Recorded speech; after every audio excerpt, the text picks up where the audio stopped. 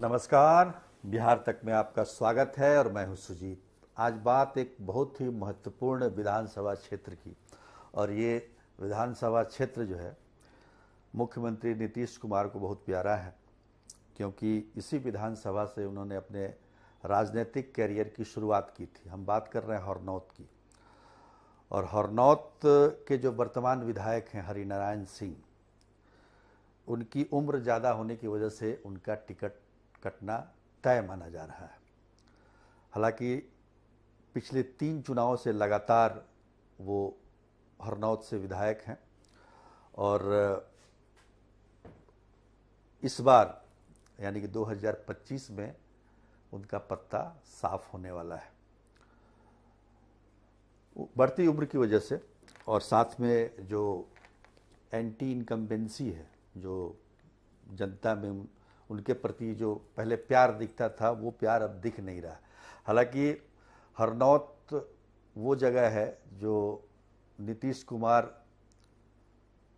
जो कहें, मतलब नीतीश केवलम है, नीतीश कुमार जो कहेंगे वही सही है।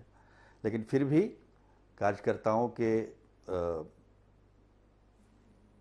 उनके भावनाओं का ध्यान रखते हुए ये फैसला जेडीयू नेतृत्व ले सकता है कि हरिनारायण सिंह का टिकट काट दिया जाए। किसको दिया जाए इसके बारे में भी हम चर्चा करेंगे। लेकिन हरनौत इसलिए मुख्यमंत्री के लिए खास है क्योंकि 1977 में पहली बार चुनाव यहीं से लड़े थे वो पहला चुनाव अपना। हालांकि चुनाव हार गए, 77 में भी हारे, 80 में भी हारे, 85 में पहली बार हरनौत के लोगों ने, हरनौत की जनता ने उनको पहचाना और पहली बार विधायक बनाया। उसके बाद तो फिर वो सांसद हो गए। हालांकि 1995 में फिर से वो चुनाव लड़े हरनौत से।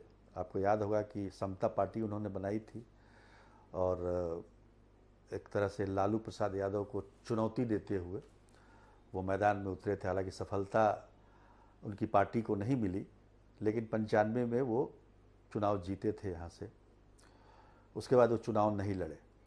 तो हरनौत नालंदा जिले का वो 7 विधानसभा क्षेत्र में से एक है। हालांकि नालंदा जो जिला है उसमें जो 7 विधानसभा क्षेत्र हैं उनके बारे में उम्मीदवारों को तय करना और जो भी वो मुख्यमंत्री ही करते हैं। हरनौत के बारे में तो विशेष तौर पर, वैसे तो पूरा बिहार ही उनको देखना है, लेकिन अपने गृह जिले और हरनौत पर उनकी विशेष नज़र होती है। कौन इस पर अगर हरिनारायण सिंह को टिकट नहीं मिलता है तो उनकी जगह कौन चुनाव लड़ेगा, तो ये जेडीयू का कोई और नेता इसके बारे में कुछ बोल नहीं सकता है। वो तय करना मुख्यमंत्री का ही काम है। कोई बोलता भी नहीं है कि किसको लड़ाया जाए। तो ऐसे में बड़ा मतलब अन्य नेताओं के लिए भी वो इस बात से परहेज करते हैं कि वो किसी व्यक्ति के विशेष के लिए कोई बात भी रखे मुख्यमंत्री के सामने।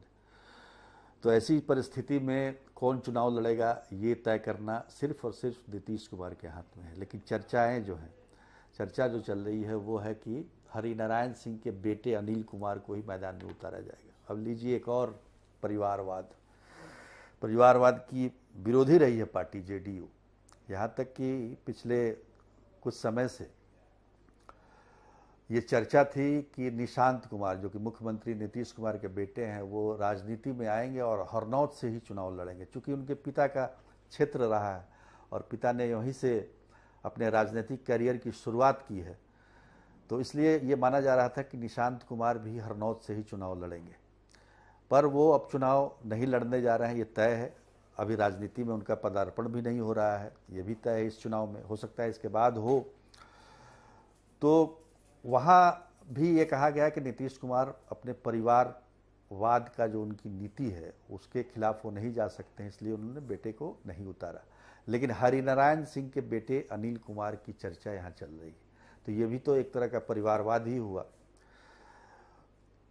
पर और लोगों के नामों की हम चर्चा करेंगे, कुछ और नाम हैं इसमें, लेकिन उससे पहले जान लेते हैं कि यहाँ की स्थिति क्या है। देखिए, यहाँ से 60 से 65% मतदाता जो हैं वो एनडीए से जुड़े हुए हैं, और निश्चित तौर पर एनडीए की स्थिति काफ़ी अच्छी रहती है यहाँ पर मुकाबला अगर आपको करना है, अभी गठबंधन से मुकाबला करना है, खबर ये आ रही है कि वीआईपी से ममता देवी को वहाँ पर चुनाव मतलब उतारा जा रहा है वीआईपी से, महागठबंधन की तरफ से। तो स्थिति जान लेते हैं। ये कुर्मी बहुल क्षेत्र है ये, वैसे तो नालंदा कुर्मी बहुल क्षेत्र है ही, लेकिन हरनौत में 97,000 कुर्मी है।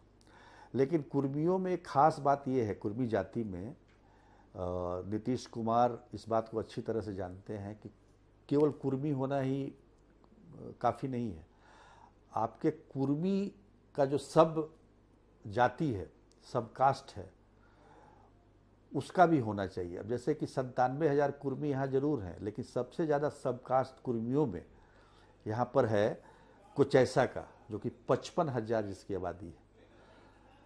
अवधिया 15,000 है, नीतीश कुमार अवधिया में आते हैं। धानुक 10,000 हैं, समसवार 10,000 हैं और घमैला 7,000 है।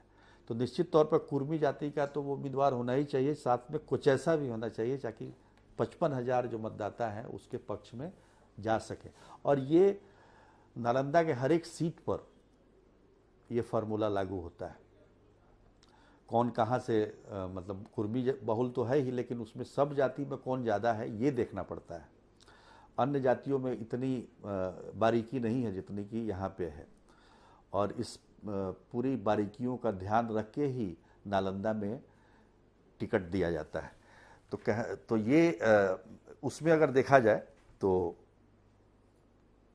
अब जैसे कि नाम जो आ रहा है अनिल कुमार, जो विधायक के पुत्र हैं, उन पर हालांकि कुछ आरोप भी है। वो जब शिक्षा मंत्री थे हरिनारायण सिंह वैसे 9 बार चंडी से भी विधायक रहे हैं, 3 बार हरनौत से रहे हैं, 2 बार मंत्री भी रहे हैं।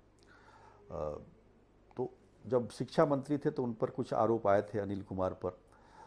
दूसरे नंबर का जो नाम आ रहा है ये भी परिवारवाद से ही जुड़ा हुआ है, पूनम सिंह वर्तमान एमएलए संजय गांधी की पत्नी है। संजय गांधी नीतीश कुमार के काफ़ी करीबी हैं और काफ़ी पुराने उनके मतलब सहयोगी हैं।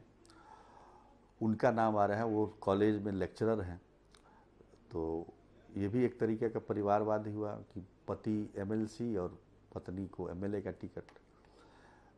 और एक उम्मीदवार हैं जिनका हम कह सकते हैं कि जितेंद्र कुमार, प्रोफेसर जितेंद्र कुमार, वो भी वहाँ से अपनी दावेदारी पेश कर रहे हैं। वो जेडीयू में प्रवक्ता हैं और प्रवक्ता होने के साथ साथ वो काफ़ी समय से जो ये शिक्षा प्रकोष्ठ है जेडीयू का, उससे भी जुड़े हुए हैं।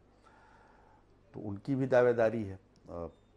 करीब वो भी, ये जितने भी उम्मीदवार हैं सब कुछ ऐसा है। और कहने का मतलब ये है कि इसमें जो हरनौत का जो मामला है, इसमें तो फैसला केवल और केवल नीतीश कुमार को लेना है, वो किसको टिकट देते हैं। लेकिन जो तीनों उम्मीदवार के नाम आ रहे हैं उसमें 2 में तो सीधे तौर पर परिवारवाद नज़र आ रहा है। अब देखिए क्या फैसला होता है नीतीश कुमार का हरनौत को लेकर, क्योंकि हरनौत उनके लिए बेहद खास है और उस पर नीतीश कुमार के अलावा कोई और बोल भी नहीं सकता है। लेकिन इतना है कि हरिनारायण सिंह का बढ़ती उम्र की वजह से इस बार उनको टिकट देने से परहेज किया जाएगा। तो आज के लिए इतना ही, फिर किसी और विधानसभा के एमएलए के बारे में बात करेंगे कि उसकी टिकट बरकरार है या फिर इस बार पत्ता कटने वाला है। तब तक के लिए नमस्कार।